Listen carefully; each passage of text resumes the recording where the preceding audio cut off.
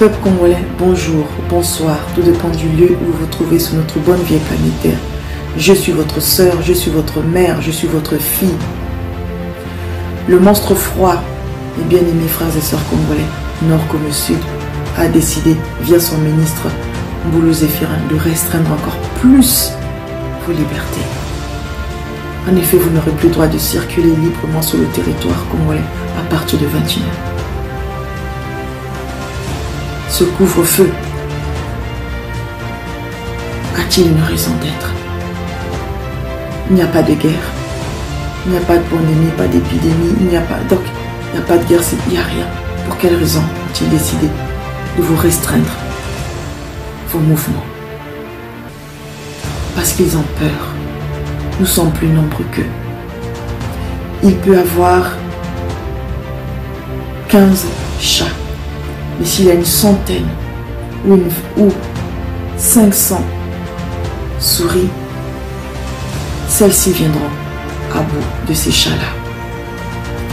Le monstre froid a maintenant peur de la souris. L'éléphant a peur de la souris parce que les souris sont plus nombreuses. Parce que les souris ont la capacité de les déboulonner.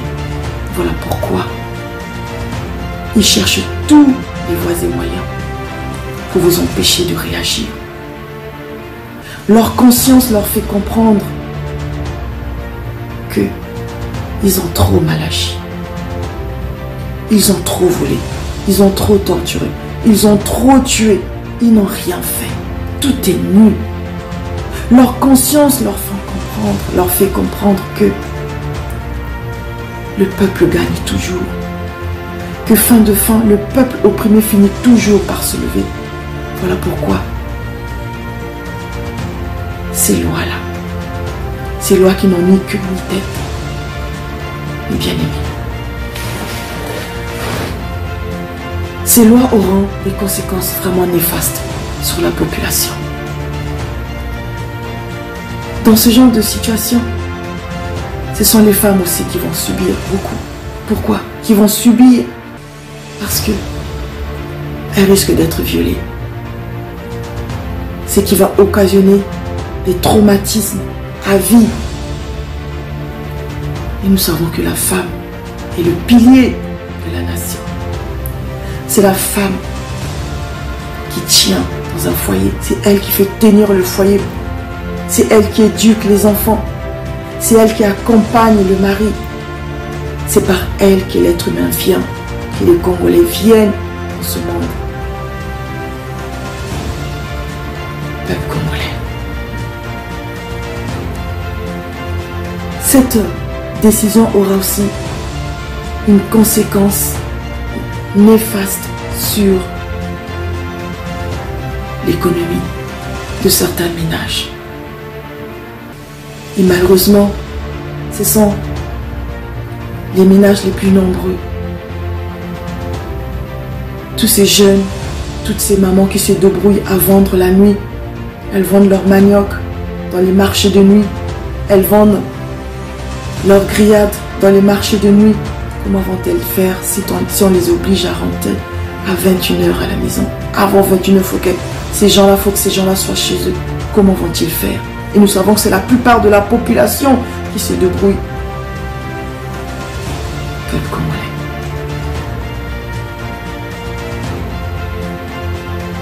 Ce gouvernement a décidé de nous détruire.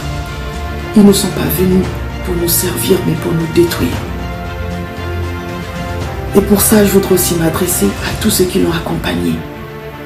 Vous qui avez combattu pour lui, vous qui vous êtes laissé berner par lui, aujourd'hui, vous êtes logés à la même enseigne que nous autres, que les Congolais, que la plupart, les communs des mortels, les Congolais.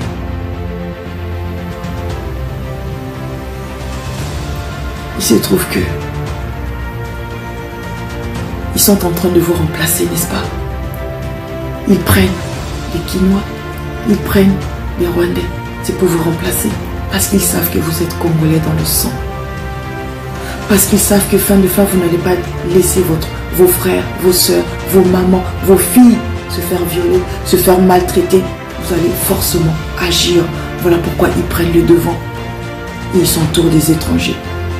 Et si vous continuez à dormir, si vous tardez à réagir, ça va être les soldats étrangers qui vont vous gérer dans vos pays, dans votre pays. Je m'adresse à vous, généraux, colonels, tous les soldats. Je m'adresse à vous. N'oubliez pas, vous allez vous faire gérer dans votre pays. Les étrangers déjà dans le domaine des affaires, ils sont là, ils vivent bien, ils se la coulent douce chez nous. Quand nous-mêmes les autochtones, nous n'avons même pas de quoi souvenir à nos besoins. Nous n'arrivons même pas à réunir les deux bouts. Qu'allez-vous devenir lorsque ces gens-là, les étrangers vont, ces soldats étrangers vont envahir le Congo? Vous allez servir à quoi? Généraux, colonels, capitaines, vous allez servir à quoi? Il est temps d'être patriote avec tout mon respect et tout mon amour. Je suis votre sœur. Il est temps d'être patriote. Il est temps de se souvenir que cette femme qui risque d'être violée à cause de cette loi, qui risque d'être traumatisée à vie à cause de cette loi, cette maman qui ne pourra plus vendre son manioc pour souvenir aux besoins de ses enfants, il est temps de vous souvenir qu'il s'agit de votre maman aussi, de votre sœur. Ce jeune homme qui ne veut pas aller, qui ne veut pas devenir un bébé noir et qui se débrouille à vendre son poisson grillé le soir, son poisson frit. N'oubliez pas que c'est votre frère. Cet enfant qui risque d'être violé le soir, cette jeune fille qui risque d'être violée le soir, ça sera, n'oubliez pas que ça peut être votre fille, elle pourrait être votre mère, plutôt votre sœur. C'était juste pour vous rappeler cela, mes bien-aimés. Observez les autres, comment ils protègent leur peuple. Vous êtes au service de votre peuple. Vous êtes au service de vos familles que nous sommes. Vous n'êtes pas au service de celui qui est venu pour détruire la nation. Vous n'êtes pas au service de celui qui est venu pour vous détruire vous-même aussi. Parce que c'est vous-même, les enfants que vous avez envoyés ici, n'ont pas de bourse. Ils meurent de faim. Voilà ce que j'avais à vous dire, mes bien-aimés. Congolais, réveillez-vous. Congolais de la diaspora, réveillez-vous. Ne vous attardez pas des futilités, mais regardez les vraies choses, celles de notre peuple, les souffrances de notre peuple. Merci. Que Nzambe pour nous bénisse. Vive le Congo. Que Nzambe pour nous bénisse. Vive le Congo. Que Nzambe pour nous bénisse. Vive le Congo. Merci.